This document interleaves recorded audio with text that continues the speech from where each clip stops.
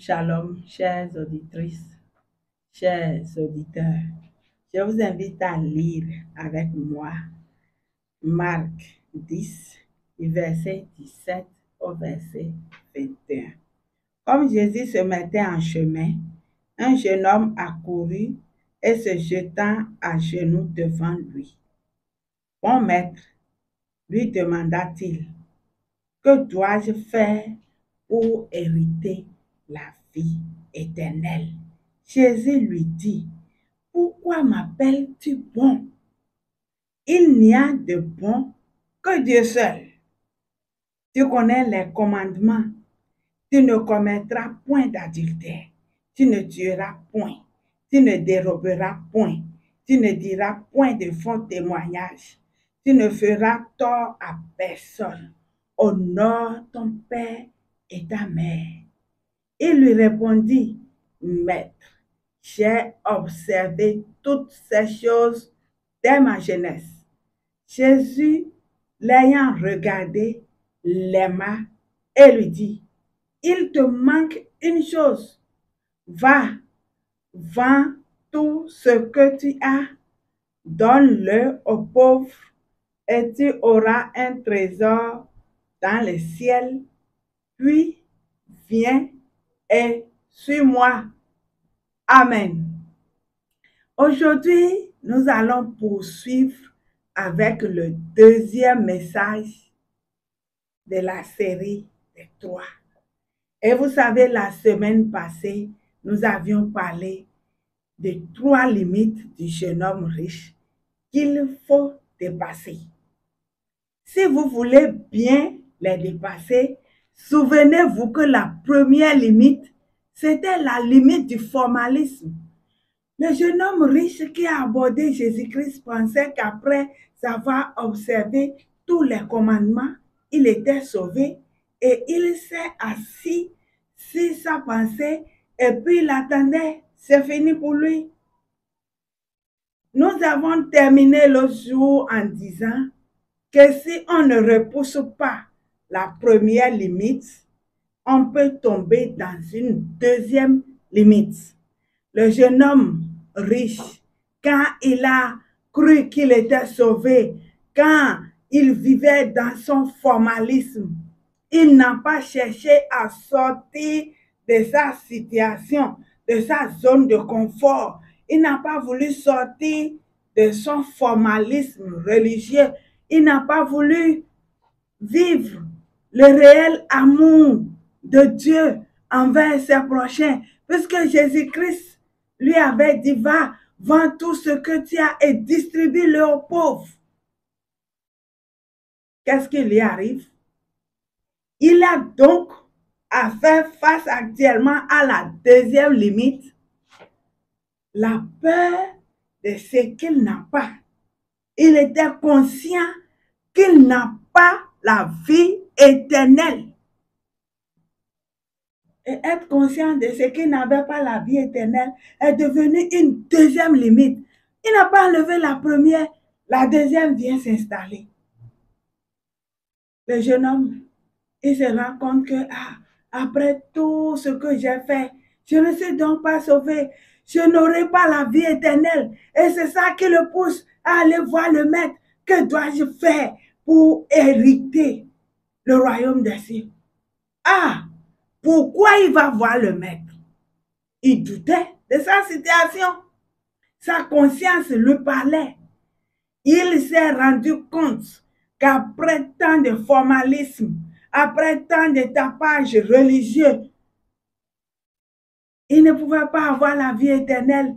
Ça, c'est compliqué. Mais avec le Seigneur, le jeune homme aurait pu sortir de la situation. Jésus-Christ lui a dit, va et vends tout ce que tu as. Et donne-le aux pauvres.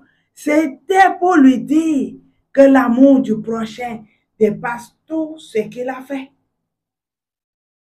Il n'était pas question de dire je suis chrétien et se foutre de ceux qui sont autour de lui. Parfois, on tombe dans ce piège aussi, dans cette limite. On pense que l'essentiel, c'est que Dieu sache que je suis chrétien. Il dit, je m'en fous des hommes. Les hommes aussi doivent témoigner de ta foi, cher ami auditeur. Les hommes doivent témoigner de ta sincérité avec Dieu. Ils doivent témoigner de ton amour pour Dieu qui te pousse à aimer les autres. Est-ce que quelqu'un peut dire qu'il aime Dieu s'il n'aime pas ses prochains? C'est faux. L'amour que nous avons reçu de Dieu nous oblige à le répandre sur nos prochains. Et pour servir Dieu, pour être fidèle à Dieu, pour faire la volonté de Dieu, il est nécessaire d'aimer. L'amour ne finit pas. L'amour ne tarit pas.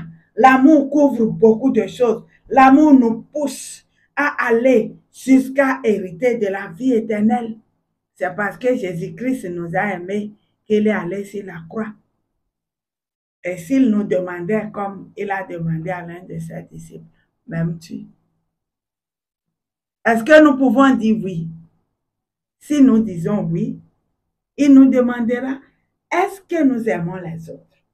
Chers amis auditeurs, chers amis auditrices, nous devons comprendre aujourd'hui que la vraie religion,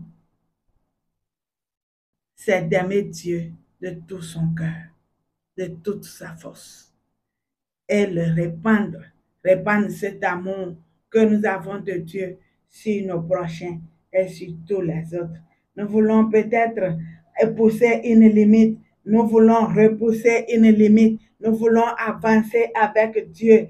Ici, il n'est pas question de remplir des formalités, mais nous devons prouver notre foi par notre action, qui est la preuve de notre amour. N'est-il pas l'heure, n'est-il pas temps que nous puissions adorer notre Dieu en esprit et en vérité? Est-ce que nous ne devons pas nous attacher à Dieu tel que nous avons signé le contrat avec lui? Est-ce que nous ne devons pas nous acharner à le servir tout en oubliant tout ce que nous sommes? Est-ce que nous ne devons pas chaque jour revoir nos limites et les étendre? La limite du formalisme, la limite de la conscience de ce qu'on n'a pas. Parfois, il y a des gens qui acceptent leur état. Ils disent, oh, moi j'ai trop péché. Dieu ne va pas me pardonner. Parfois, quelqu'un dit, je suis fatigué. Parfois, on dit, oh, ça ne va pas. J'ai échoué, j'ai essayé telle chose, j'ai fait ceci, j'ai engagé telle dépense pour tel projet, je me suis battu et je n'ai rien gagné. On peut entendre des gens dire, oh, moi j'ai servi Dieu depuis mon enfance et Dieu m'a laissé. Non, Dieu ne vous a pas laissé, c'est vous qui l'avez laissé. Est-ce que vous êtes à votre poste? La Bible dit que toutes choses concourent au bien de ceux qui aiment Dieu. Alors si nous restons accrochés à Dieu, tout ce qui arrivera dans notre vie sera pour nous former et nous fortifier. À vous, chers entrepreneurs, chers amis qui vous battez pour réussir dans la vie, n'acceptez pas la fatalité. Même si vous êtes handicapé physique, refusez la fatalité. Cherchez ce que vous pouvez faire et mettez votre foi en action. Moi, je refuse cette limite de dire que je suis conscient de quelque chose que je n'ai pas et c'est fini. Non, j'avancerai et je vous prie à vous lever et avancer. N'acceptez pas la limite là. Non, j'ai tout fait, ça ne va pas. Oh, moi, je n'ai pas d'argent. Je ne peux rien faire. On dit, moi, je n'ai pas de force. Je ne comprends pas telle langue. Ah, moi, mes parents sont pauvres. Ah, moi, je viens de tel endroit où on ne fait pas ci, on ne fait pas ça. Le Seigneur nous invite à nous lever avec force, avec foi. Levons-nous avec courage. Avançons, quelles que soient les limites. Bravons ces limites. Déplaçons-les, repoussons-les, brisons-les s'il le faut et avançons avec foi. Aujourd'hui, je ne voudrais pas vous laisser, chers amis auditrices.